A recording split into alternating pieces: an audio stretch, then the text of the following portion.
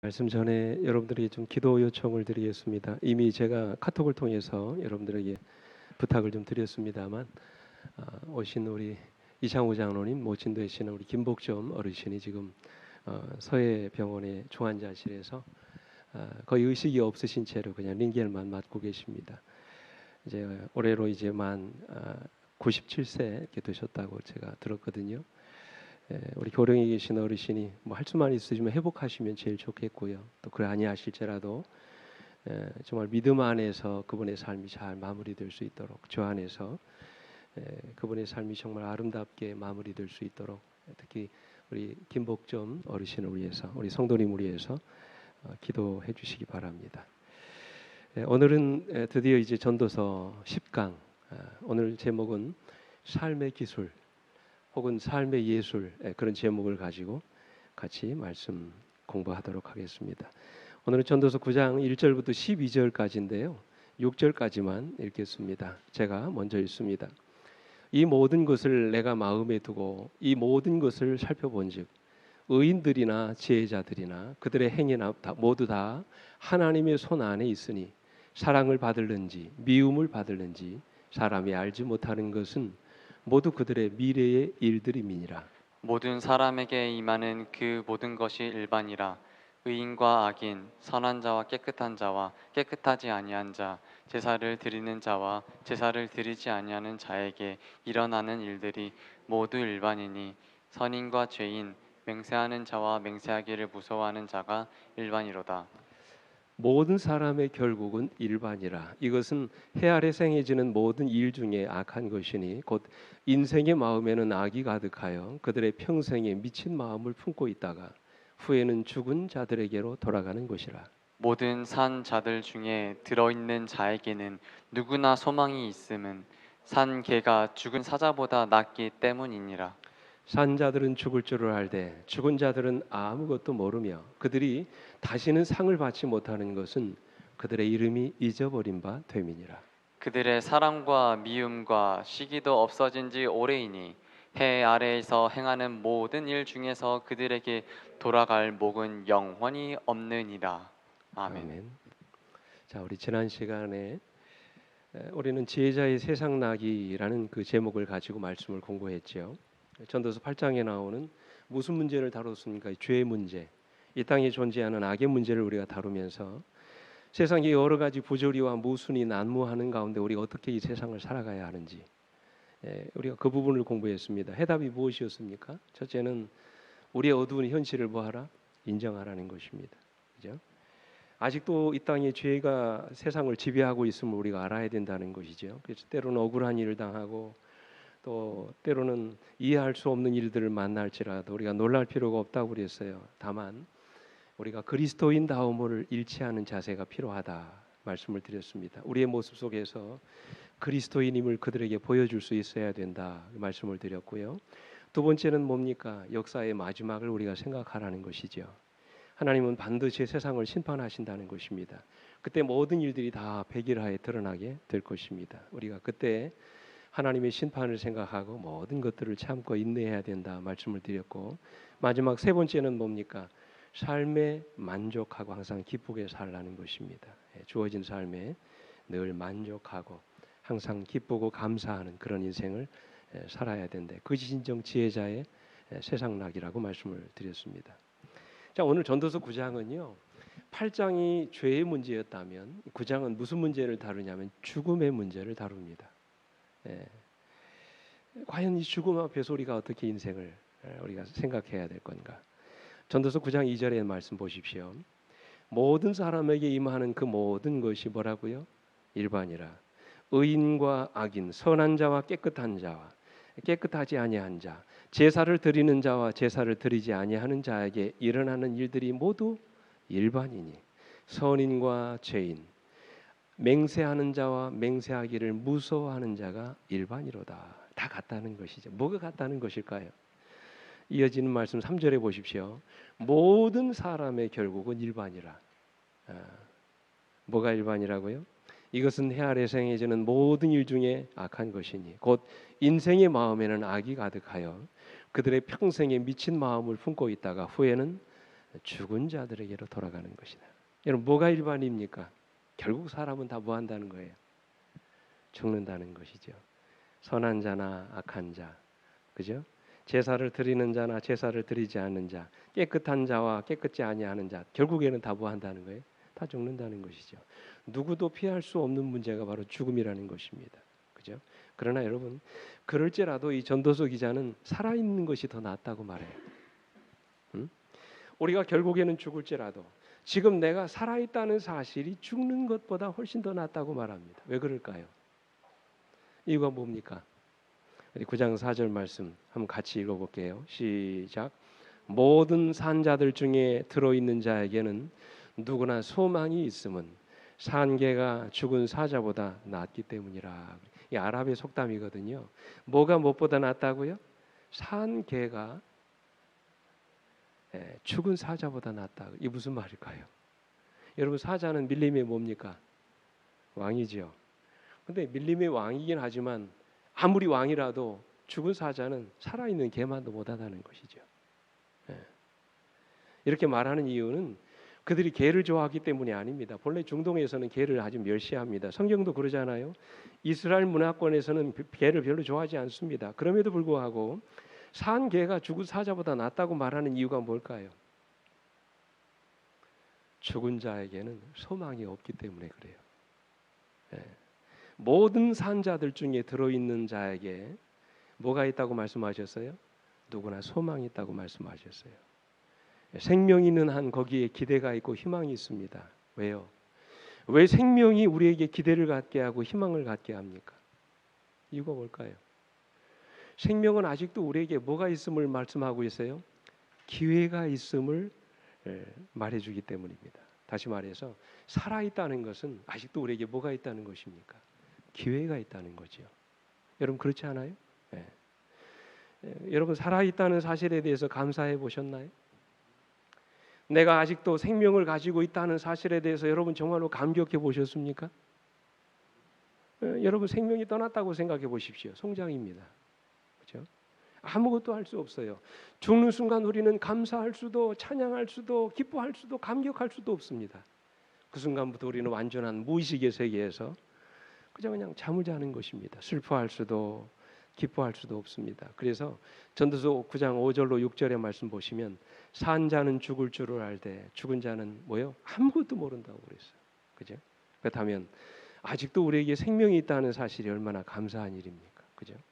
살아있다는 감격, 살아서 하나님께 찬양과 감사의 기도를 드릴 수 있다는 사실이 얼마나 감사한 일입니까? 오늘도 내가 살아서 주님 말씀을 들을 수 있고 건강한 몸으로 주님 성전을 찾을 수 있다는 사실이 얼마나 감사한 일입니까? 그죠? 내가 살아서 사랑하는 사람들과 함께 있을 수 있다는 사실 얼마나 감사한 일입니까? 때로 우리의 삶이 우리를 낙담하게 할 수 있습니다. 때로 우리 삶이 우리를 고통스럽게 만들 수 있어요. 때로는 절망에 빠지기도 합니다. 때로는 인생이 너무 힘들고 고달퍼서 참 그만 살고 싶다. 그런 유혹을 받을 때도 있습니다. 오늘 본문의 말씀처럼 죽은 사자가 괜찮게 보일 때도 있습니다. 그죠? 마치 그것이 탈출구처럼 느껴질 수도 있습니다. 삶이 너무 힘들고 어려울 때는 정말 그렇게 하고 싶은 마음의 유혹이 들 때가 있어요. 실제로 너무나 많은 사람들이 인생의 고통 앞에서 스스로 죽음을 선택하기도 합니다. 그러나 우리의 삶이 아무리 불확실하고 죽음이 확실하다 할지라도 삶이 아무리 고통스럽고 죽음이 감미로운 탈출구처럼 보일지라도 솔로몬은 우리에게 뭐라고 말씀하십니까? 삶을 선택하라고 말씀하세요. 왜 그럴까요? 산 개가 죽은 사자보다 나은 이유는 내가 비록 개 같은 인생을 살지라도 거기에는 여전히 소망이 있기 때문에 그렇습니다. 소망이 있다는 말은 아직도 우리에게 기회가 있다는 말입니다. 우리에게 아직도 기회가 있다는 말은 그만큼 우리가 아직도 살아야 할 가치가 있다는 그런 말씀이죠. 지나온 과거의 삶이 어떠하든지 우리는 우리의 남은 인생을 스스로 선택할 수 있는 기회가 아직도 남아 있음을 인하여 하나님께 감사하셔야 돼요. 우리의 생명이 지속되는 한 우리에게는 더 나은 삶의 기회가 얼마든지 올 수 있습니다. 여러분 그게 우리의 소망 아닙니까? 그죠? 그렇다면 오늘 우리가 살아야 될 분명한 이유가 분명한 것입니다. 우리는 아직 끝난 것이 아니에요. 오늘 이 자리에 있는 여러분과 저에게는 아직도 뭐가 있어요? 기회가 있습니다. 그렇기 때문에 살아있다는 것이 항상 감사한 거예요. 그죠? 그래서 전도서 9장 7절 8절에서 이렇게 말씀하십니다. 너는 가서 기쁨으로 내 음식을 먹고 즐거운 마음으로 내 포도주를 마실지어다 그랬어요. 이 너는 가서 이 말씀. 저는 이 말을 참 좋아합니다. 이 너는 가서라는 이 말씀은 삶을 최대한 이용해서 그런 뜻입니다. 내가 할 수 있는 모든 기회를 이용하여 인생의 허무와 공평치 않은 일들을 생각하면서 빈둥거리지 말고 할 수 있는 대로 내 삶의 모든 기회를 이용해서 내 인생을 최선을 다하여 인생을 개척하라 그 말씀입니다. 왜요? 이유가 뭐예요? 우리 9절 10절에 있는 말씀처럼 10절에 뭐라고 말씀하십니까? 내 손이 이를 얻는 대로 힘을 다하여 할지어다. 내가 장차 들어갈 뭐에는 수월. 이 수월이 뭐죠? 무덤이죠. 죽음입니다. 무덤에는 뭣도 없고 일도 없고 계획도 없고 지식도 없고 지혜도 없음이니라. 무슨 말이에요? 죽으면 끝이라는 말이죠. 우리의 생명이 다하면 그곳에는 계획도 없고 지식도 없고 지혜도 없다고 말씀하셨어요. 그러니 살아있는 동안 모든 기회를 이용해서 최고의 인생을 만들어가라는 말씀이에요.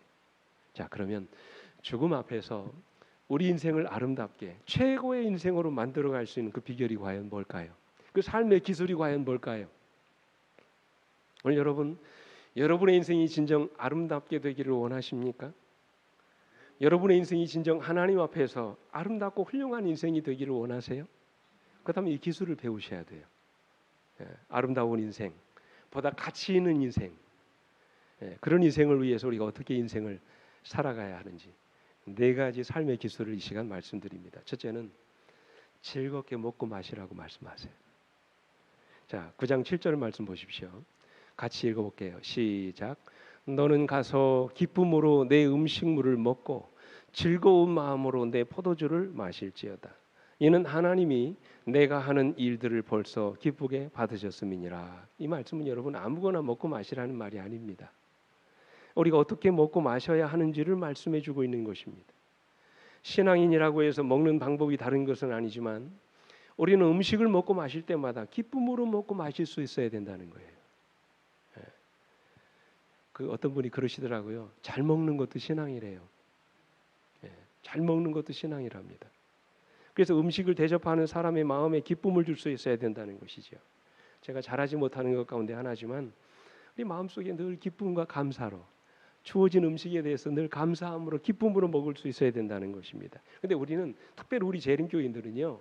음식을 잘 가려 먹습니다. 근데 그 음식을 가려진 음식을 어떻게 먹을 줄 몰라요? 기쁘게 즐겁게 감사함으로 먹는 일에 있어서는 좀 부족한 부분이 없지 않아 있다는 것입니다. 그죠? 여러분은 먹고 마실 수 있는 즐거움으로 인하여 하나님께 감사해 보신 적 있으세요? 예? 하나님 제가 먹을 수 있는 것을 인하여 감사합니다. 내가 이 음식 먹고 소화시킬 수 있음을 인하여 하나님 감사합니다. 그런 기도 드려보셨어요? 어떤 부자가 여행을 하다가 조그만 식당에 들어가게 됐습니다. 근데 그 식당에 아주 남루한 옷차림을 한 노동자가 구석에서 식사를 하는 장면을 봤어요. 얼마나 먹음직스럽게 먹든지 자기는 위장병을 앓고 있어가지고 까다로운 식성에 맞게 해서 아주 비싼 음식을 주문하고도 그것을 어떻게 먹어야 되나 이게 음식이 들어와도 그냥 씹히지도 않고 그냥 뭐 마치 모래알 씹는 것처럼 그렇게 떨떠름하게 먹는데 얼마나 소담스럽게 막 쩝쩝거리면서 먹는지 그렇게 부럽더라는 것이죠.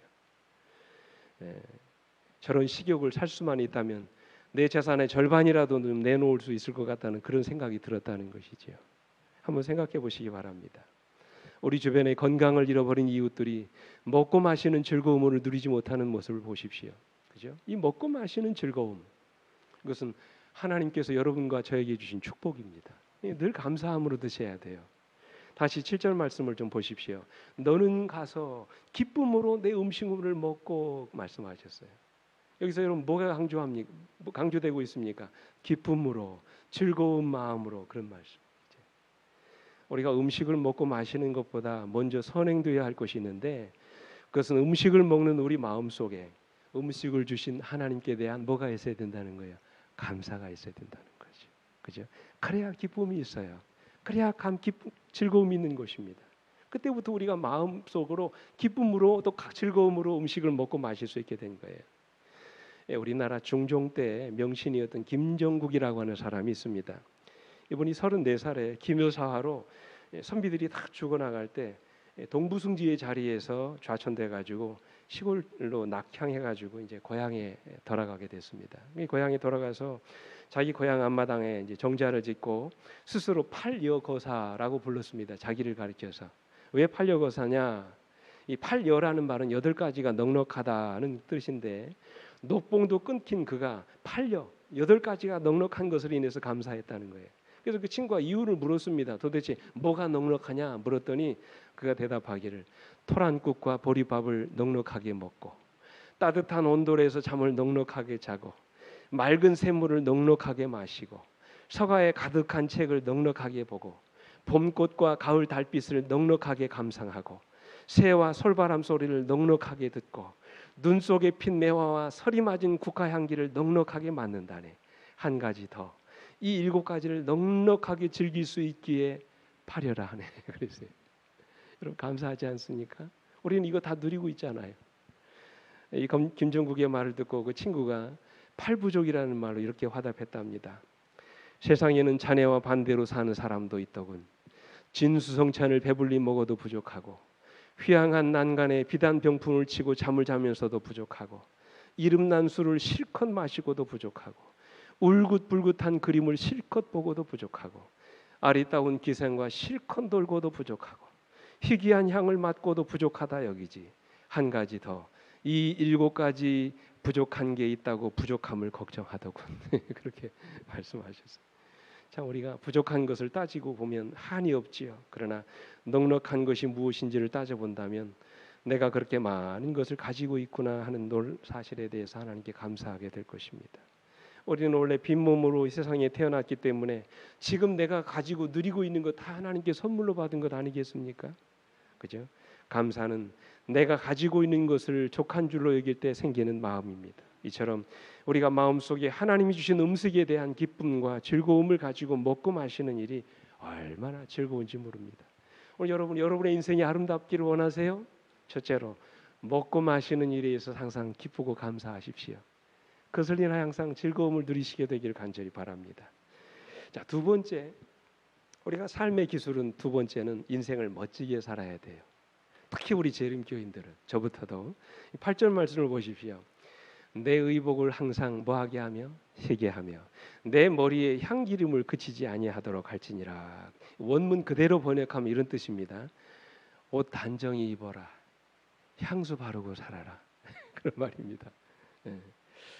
화려하지는 않지만 너무 시대에 뒤떨어지지 않으면서 깨끗한 복장과 정갈한 외모를 갖추고 살라. 그런 말씀이에요. 종종 우리 재림 신자들이 착각하는 것 가운데 하나가 거룩한 삶을 사는 사람들은 수염도 깎지 않고 얼굴도 씻지 않고 옷도 그냥 때에 맞지 않은 그냥 떨떠름한 그런 옷 입고 다니면서 철진한 옷을 입고 다니면서 마치 그것이 거룩한 삶인 것처럼 그렇게 착각하고 때로는 오해할 때가 있어. 절대로 그렇지 않습니다. 제가 신학교 다닐 때 아주 가까운 친구 중에 여러분도 보셨습니다. 그 친구가 누군지. 그 가까운 친구 중에 사시사철 바바리만 입고 사는 친구가 있었어요. 검정 바바리에 고무신 신고 다니는 사시사철. 얼마나 그 모습이 보기 싫었는지 우리 신학과장님 그때 당시에 박혜준 교수님이 감춰버렸어요. 근데 그걸 결국에는 가서 찾더니 또 입고 이렇게 다녔는데 종종 그런 모습이 있습니다. 신학생이라면 그런 몸가짐을 가져야 된다. 이 친구가 순간적으로 좀 착각을 했어요. 훗날 자신의 생각이 올바르지 않다는 사실을 그가 알게 되고 지금은 저보다 훨씬 옷을 잘 입고 다닙니다. 50대 중반에 막 도끼머리 하고 다니고요. 청바지 이렇게 입고 다니고 아주 날티나게 하고 그렇게 입고 다니라는 말은 아니지만 그죠? 오늘 여기 본문의 말씀 내 옷을 항상 희게 하며 내 머리에 뭐를 바르고 향기름을 그치지 아니하도록 할지니라. 제가 지난 2005년도에 하나님 은혜로 대학원 공부를 하면서 그 대총회에 참여할 수 있는 그런 기회를 갖게 됐습니다. 그 당시 제 막내 매형이 샌루이스에서 목회를 하고 계셨는데 저를 초청하셨어요. 근데 제가 그때 경험을 잊을 수가 없어요.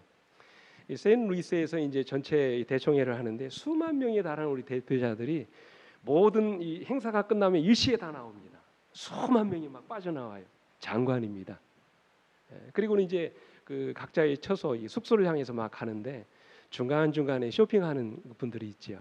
근데 제가 이제 픽업을 하기 때문에 이제 이렇게 가서 제가 자동차 봉사를 하고 그랬었는데 피부색이 다르고 얼굴 모양도 다르지만 있잖아요. 우리 재림교인들은 제가 단번에 알아봤어요. 어디를 가든지 약간은 소박하면서 좀 유행에 떨어진 옷을 입고 그렇게 다니면 틀림없이 우리 재림교인입니다. 물론 검소하게 입어야 되지만 너무 유행에 민감해서도 안 됩니다. 그러나 저는 우리 재림교인들 때로는 멋을 좀 부릴 줄 알아야 된다고 저는 그렇게 생각을 해요. 유대인들이 인격의 외적인 특성에 대해서 두 가지를 강조한 특징이 있는데 사람이 참으로 아름다운 사람이고 그가 인격이 올바르게 가져진 사람이라면 반드시 외적인 특성 가운데 두 가지가 있어야 된다는 이야기합니다. 유대인들은 그 가운데 첫째가 뭐냐면 향기로움. 올바른 인격을 가진 사람의 몸에는 반드시 뭐가 나야 된다고요? 좋은 향기가 나야 된다는 것입니다. 그 두 번째가 뭐냐면 깨끗함입니다. 이것은 참으로 귀한 것입니다. 우리 마음속에 깨끗함과 향기로움이 있을 때 그것을 밖으로 나타내지 않을 수 없다는 것입니다. 우리 마음의 아름다운 인격이 우리의 외모와 몸가짐을 통해서 흘러나오게 돼 있다는 것이지요. 그래서 영감의 글도 이렇게 말씀하셨어요. 다른 모든 일에서와 마찬가지로 의복에서도 우리 창조주께 영광을 돌리는 것은 우리의 특권이다. 그분은 우리의 의복이 말쑥하고 건강에 좋을 뿐 아니라 적절하고 어울리는 것이기를 바라신다 그랬어요. 시대에 뒤떨어지는 것이 아니라 적절하고 어울리는 것이 되기를 바라신다 그랬어요. 여러분 보십시오. 종종 우리 서천에도 아마 돌아다니실 줄 압니다만 교리는 잘못됐지만 외모에 있어서는 상당히 인간적인 호감을 주는 몰몬 교인들이 있습니다. 그죠? 미국인 몰몬 그 선교사들이 항상 하얀 와이셔츠에 넥타이를 메고 그죠? 아주 단정한 헤어스타일에 가슴에 늘 이름표를 붙이고 이렇게 다닙니다. 깨끗하고 세련된 그런 외모를 보면 참 얼마나 좋게 보이는지 몰라요. 우리 그리스도인들도 그렇게 말쑥하게 꾸미고 살아야 된다는 것이죠. 여러분의 인생을 좀 더 멋지게 아름답게 살게 되기를 간절히 바랍니다. 똑같은 옷이라도 좀 다르게 입어보십시오. 그죠? 헤어스타일도 좀 바꿔보시고 그렇게 좀 유행에 너무 떨어지지 않게 격에 맞는 그런 아름다움을 그렇게 추구하며 살게 되시길 간절히 바랍니다. 근데 이것은 비단 우리의 외적인 면만을 강조하는 것이 아니라고 생각합니다. 여러분이 고린도후서를 찾아보면 바울이 그리스도인의 윤리적인 그 면에 대해서 강조하면서 두 가지를 강조하죠. 하나는 향기 나는 그리스도인의 삶에 대해서 말씀하시고 또 하나는 거룩한 삶, 깨끗한 삶을 강조합니다. 만약 우리 삶 속에 거룩함이 있고 주님의 향기가 있다면 우리는 이 사실을 밖으로도 증거할 수 있어야 된다는 것이죠. 이것을 나타내며 삶의 아름다움을 증거하는 삶이 우리 성도들의 삶이 되어야 한다는 것입니다. 그러므로 깨끗하게 하고 그렇게 다니시기 바랍니다. 그것이 성도의 아름다움이에요. 그러나 자신을 아름답게 꾸미는 목적이 분명해야 되죠. 그건 자기를 드러내고 과시하기 위한 목적이 아니라 하나님의 영광을 위해서 우리 자신을 아름답게 가꾸는 그런 여러분과 제가 되셔야 된다는 것이죠. 두 번째입니다. 삶의 기술. 어떻게 살라고요? 멋지게 인생을 아름답게 살라는 것입니다. 자, 세 번째 삶의 기술은 가정에 충실하라는 것이에요. 제가 가만히 계산해 봤습니다. 뭐 대부분 그렇습니다만 혼자 살아가는 날보다 함께 살아가는 날들이 더 많지요. 그죠? 그러므로 행복한 가정을 이루고 살아가는 것은 대단히 중요한 것이에요. 전도서 9장 9절 말씀, 내 헛된 평생의 모든 날 곧 하나님이 해 아래에서 내게 주신 모든 헛된 날에 내가 사랑하는 아내와 함께 어떻게 살라고요? 즐겁게 살지어다. 그것이 내가 평생에 해 아래에서 수고하고 얻은 내 몫이니라. 그게 말씀하셨어요. 여러분 우리가 보듯이 인생의 행복은 가정에서 이루어집니다. 맞습니까? 틀립니까? 그죠? 가정이 행복해야 우리 인생이 행복합니다.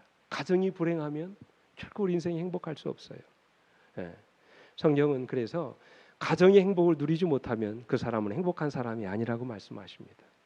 가정을 떠나서는 하나님이 주시는 행복을 누릴 수 없다고 말씀을 하셨어요. 그러므로 우리는 가정의 행복을 위해서 기도하셔야 됩니다. 이 세상에서 나에게 허락하신 남편, 내게 주신 아내와 더불어 즐겁게 삶을 즐길 수 있는 것은 하나님이 우리 모두에게 주신 뭐라고 말씀하셨어요? 특권이라고 말씀을 하셨어요. 그것을 즐거워하시기 바랍니다. 부부가 함께 주 안에 있다는 것이 얼마나 큰 축복입니까? 그렇지 못한 가정은 그 일을 위해서 특별히 기도하셔야 돼요. 그렇지 않습니까? 비슷한 내용이 잠언서에도 나옵니다. 잠언 5장 17절로 19절에 같이 읽어볼게요. 시작. 그 물이 내게만 있게 하고 타인과 더불어 그것을 나누지 말라. 내 샘으로 복되게 하라. 내가 젊어서 치나 취한 아내를 즐거워하라. 그는 사랑스러운 암사슴 같고 암노루 같으니 너는 그의 품을 항상 족하게 여기며 그의 사랑을 항상 연모하라. 그것이 우리 인생의 기쁨이라는 것이죠. 즐거움이라는 것입니다.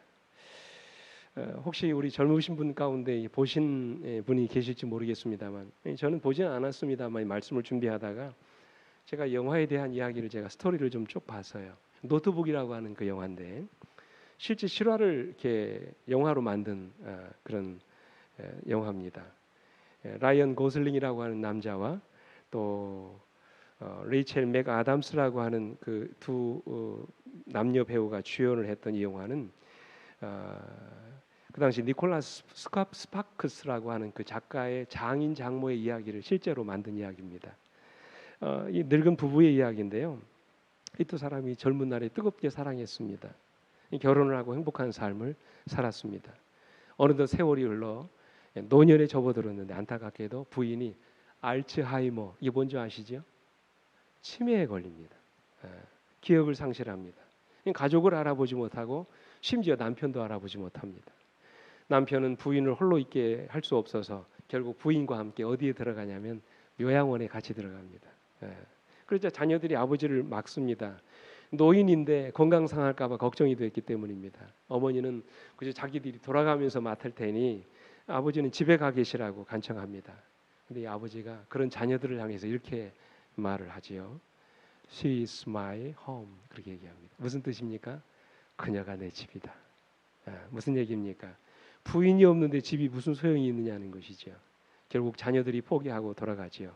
부부는 이 조양원에서 함께 지냅니다. 그러면서 이 남편이 뭐 하냐면 이 부인의 기억을 되살리기 위해서 온갖 노력을 다합니다.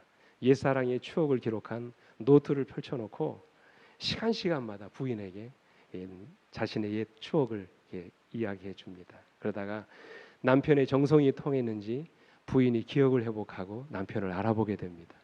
그래서 옛 기억을 되찾고 두 사람의 사랑을 회복한다는 그런 이야기예요. 해피엔딩으로 끝이 납니다. 이런 사랑이 우리에게 필요하다는 것이죠. 그래서 하나님께서 우리에게 뭐를 주셨어요? 가정을 주셨다는 것입니다. 영감백은 이렇게 말합니다. 하나님께서는 가정이 세상에서 가장 행복한 것, 바로 하늘에 있는 가정의 상징이 되기를 바라신다.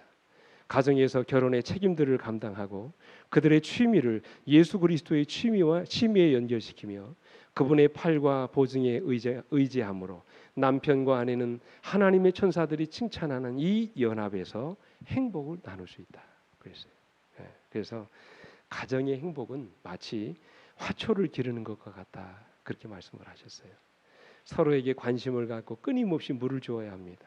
시간과 물질과 애정을 투자해야 됩니다. 그래야 가정이라는 화초가 잘 자라게 되는 것입니다. 이렇게 남편은 아내에게, 아내는 남편에게 애정을 가지고 시간을 투자하고 서로를 위해서 봉사할 때 우리 가정의 즐거움은 배가 되는 것이고 그것이 진정 우리 인생을 아름답게 만들어가는 것이라고 말씀하십니다. 오늘 여러분의 가정이 행복하기를 원하십니까? 여러분의 인생이 아름답기를 원하십니까? 여러분의 가정에, 여러분의 배우자에게 충실하십시오. 그것이 진정 지혜로운 삶입니다. 마지막으로 마지막 네 번째 삶의 기술은 자기 일에 최선을 다하는 거예요. 이 네 가지가 여러분 별거 아닌 것 같지만 굉장히 중요한 것입니다. 여기 9장 10절의 말씀 보십시오. 같이 읽어보겠습니다. 시작. 내 손이 일을 얻는 대로 힘을 다하여 할지어다. 내가 장차 들어갈 수월에는 일도 없고 계획도 없고 지식도 없고 지혜도 없음이니라. 그래서 이스라엘 사람은 특별히 유대인들은 노동을 뭘로 생각하냐면 축복이라고 생각했어요. 여러분 가장 힘든 일이 뭔지 아세요? 가장 힘든 거 예, 놀고 먹는 겁니다. 그죠? 그래서 랍비들도 자기가 이 율법을 가르치는 외에 반드시 한 가지 기술을 배웠습니다. 여러분 성경에 보시면 바울도 원래 바리새인 출신이었지만 그에게도 뭐가 있었습니까? 뭐 깃는 기술이 있었어요? 천막 짚는 기술이 있어요. 그게 작업 사역을 했잖아요. 이 바리새인들이 그랬습니다. 유대인들이. 그래서 이스라엘 속담 중에 이런 이야기가 있습니다. 자식에게 노동을 가르치지 않은 것은 뭐를 가르치는 것이다? 도둑질을 가르치는 것이다. 그렇게 말씀을 하셨어요. 영감의 글에도 이렇게 말씀하셨어요. 사람의 행복이 무엇인지를 아시는 우리 창조주께서는 아담에게 그의 할 뭐를 지정하셨다? 일을 지정하셨다. 이 인생의 참 기쁨은 일하는 남녀에게만 찾을 수 있다. 천사들은 부지런한 일꾼들이다. 그들은 사람들을 섬기라고 보냄을 받은 하나님의 봉사자들이다. 창조주께서는 게으름을 부릴 만한 곳을 아무 곳에도 마련하시지 않으셨다. 그랬어요. 노동은 뭡니까? 축복입니다. 많은 분들이 오해합니다. 노동, 일은 죄지은 인간에게 하나님이 저주를 주신 거라고 말씀하시는데 아닙니다. 노동은 뭘로 주셨어요? 축복으로 주신 것입니다. 이어지는 말씀 보십시오. 그의 불순종의 결과로 그가 아름다운 본향에서 추방되어 일용할 양식을 얻기 위하여 거친 땅과 투쟁할 수밖에 없게 되었을 때 비록 동산에서 그가 유쾌하게 일하던 것과는 판이하게 달랐지만 이게 차이지요. 유쾌하게 일하던 것과는 판이하게 달랐지만 바로 이 노동은 유혹에 대한 방벽이었으며 행복의 근원이었다. 노동은 축복입니다. 그죠? 그래서 바울은 심지어 어떤 말씀하셨어요? 누구든지 일하기 싫어하거든 뭐도 말라고요? 먹지도 말라고 말씀을 하셨어요. 그래서 바울 사도는 일을 깊이 하는 그리스도인들을 멀리하라고 말씀하셨어요. 제가 꽤 오래전에 읽은 그 신문 가운데 동료 거지를 때려가지고 상해를 입힌 이천식이라고 하는 거지 이야기가 있습니다. 여러분 혹시 그 이야기 들어보셨어요? 이천식 거지. 동료 거지를 때린 이유가 있는데 이 동료 거지가 일은 안 하고 잠만 자기 때문에 때렸답니다. 응? 요즘 같은 불경기에 일 안 하고 잠만 잔다고 동료 거지를 두들겨 팼다는 그런 기사를 제가 읽었어요. 참 제가 그 기사를 읽으면서 참 훌륭한 거지도 다 있다. 제가 그런 생각을 했거든요. 예, 적어도 훌륭한 거지는 이런 정도의 의식이 있어야 된다는 것이죠. 저는 이제 여러분에게 호소합니다. 주어진 인생이 아직도 남아 있습니다. 우리에게. 그죠? 아직도 우리에게는 뭐가 있다는 얘기입니까? 기회가 있다는 얘기죠. 과거에 여러분들이 어떤 인생을 살아왔든지 오늘 여러분의 앞에 펼쳐진 인생을 여러분 가치 있게 아름답게 사는 일에 여러분에게 주어진 기회를 최대한 이용하시게 되길 간절히 바랍니다. 이 스티븐 그레시라고 하는 프랑스의 한 독실한 그리스도인이 한 말이 있어요. 그가 무슨 말을 했냐면 나는 이 세상을 한 번만 지나가는 것이다. 내가 할 수 있는 어떤 선행 혹은 그 어떤 친절도 미루지 않고 당장 실천하겠다. 왜냐하면 나는 다시는 이 길을 지날 수가 없기 때문이다. 그런 말을 했어요. 그래서 오늘 전도서 기자도 전도서 9장 4절에서 뭐라고 말씀하세요? 모든 산 자들 중에 들어있는 자에게는 누구나 뭐가 있음은 소망이 있음은 산개가 죽은 사자보다 낫기 때문이라 말씀하셨어요. 그렇습니다, 여러분. 우리에게는 아직도 뭐가 있어요? 소망이 있습니다. 아직도 우리에게는 기회가 남아 있습니다. 여러분에게 주어진 수많은 기회들을 잃어버리지 않게 되기를 간절히 바랍니다. 최선을 다해서 여러분의 인생을 살아가시게 되기를 간절히 바랍니다. 그렇게만 하신다면 하나님은 여러분의 삶을 통해서 이 세상에서 가장 아름다운 인생을 만들어 가실 것입니다. 함께 머리 숙여 기도하시겠습니다. 아버지 하나님, 오늘도 이 죄된 세상 속에서 우리 그리스도인들이 어떻게 살아가야 할지를 말씀해 주셔서 감사합니다. 오늘 주신 이 말씀 우리 마음속에 기억하게 하시고 보다 값진 인생, 보다 아름다운 인생을 위해서 우리가 주어진 기회들을 주어진 인생의 시간들을 그렇게 만들어가는 우리 모두가 될 수 있도록 하나님 은혜 입혀 주시옵소서. 항상 즐겁게 먹고 감사함으로 하나님께 음식을 즐기는 우리 모두가 되게 해 주시옵소서. 항상 정갈하고 깨끗한 외모를 가꾸며 살아가는 우리 모두가 되게 해 주시옵소서. 가정에 충실하고 결혼 생활에 최선을 다하는 우리 모두가 되게 해 주시옵소서. 하나님이 나에게 주신 일이 무엇이든지 주어진 일에 항상 열심을 내고 최선을 다하여 주어진 일에 봉사하고 헌신하는 우리 모든 성도들 되게 해 주시옵소서. 사랑이 많으신 예수님 이름으로 간절히 기도합니다. 아멘.